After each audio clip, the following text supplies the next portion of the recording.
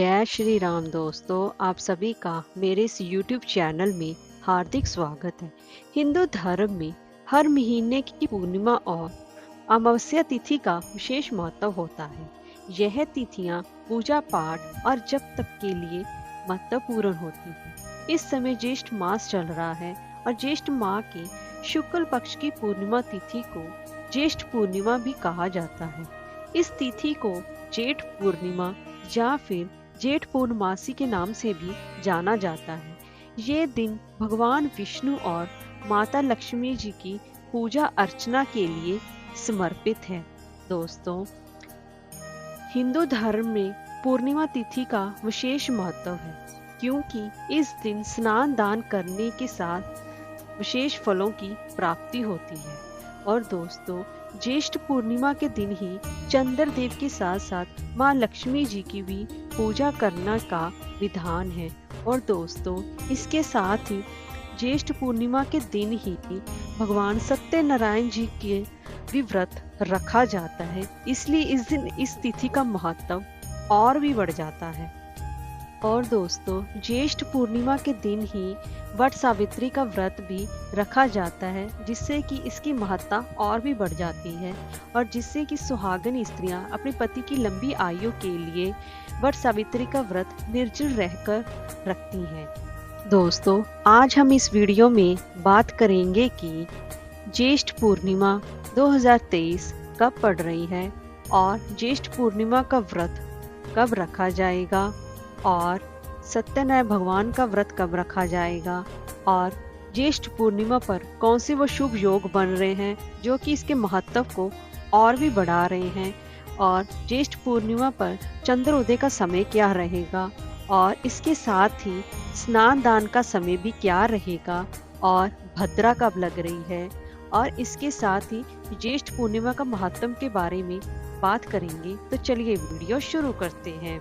दोस्तों, अगर आपको हमारी ये वीडियो अच्छी लगी हो तो लाइक और शेयर करें और चैनल को सब्सक्राइब करना ना भूलें और कमेंट बॉक्स में ओम नमो भगवते वासुदेवाय अवश्य लिखें और वीडियो के अंत तक बने रहें। तो चलिए वीडियो शुरू करते हैं।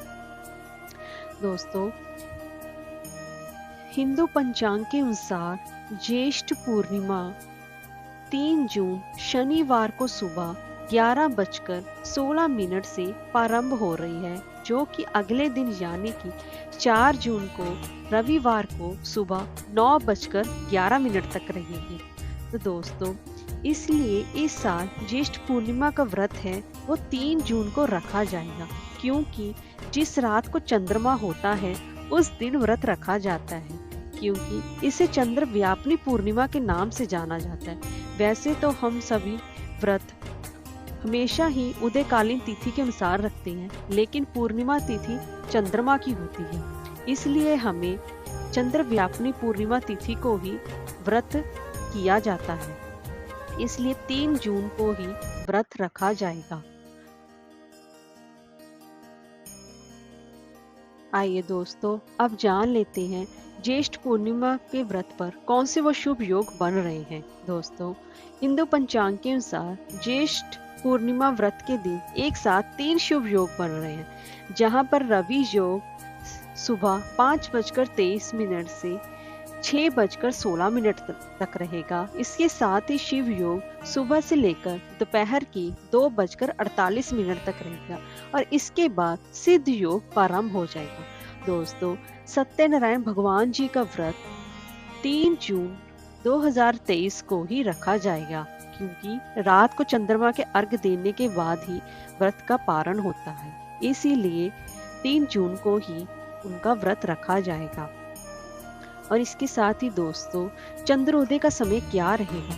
दोस्तों, 3 जून को चंद्रमा का उदय समय शाम के 6:39 पर रहेगा। आप उस समय अपने व्रत का पारण कर सकते हैं। आइए दोस्तों, अब जान लेते हैं कि ज्येष्ठ पूर्णिमा पर स्नान दान का समय और तारीख क्या रहेगी। दोस्तों, ज्येष्ठ पूर्णिमा की जो उदय तिथि है वो 4 जून को रहेगी, इसलिए स्नान दान करना 4 जून को ही शुभ रहेगा।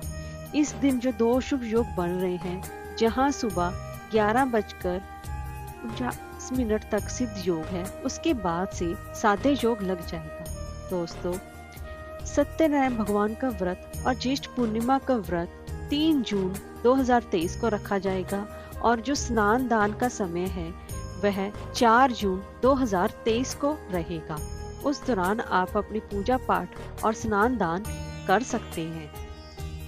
आइए दोस्तों, अब हम जान लेते हैं कि भद्रा का क्या समय रहेगा। दोस्तों, 3 जून को व्रत वाले दिन स्वर्ग की भद्रा लग रही है, इसलिए ये सुबह 11:16 से प्रारंभ होकर रात के 10:17 तक चलेगी।